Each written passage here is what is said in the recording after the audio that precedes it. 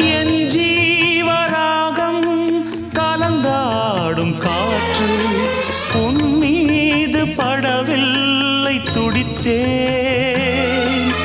அரங்கேறும் பாடல் உலகெங்கும் கேட்டும் உன் நெஞ்சை தொடவில்லை ஏன் சொல்லம்மா. இசைக்கின்ற கலைஞன் நானாகி போனேன். இசைக்கின்ற கலைஞன் நானாகி போனேன். ஜீவன் நீ அம்மா என்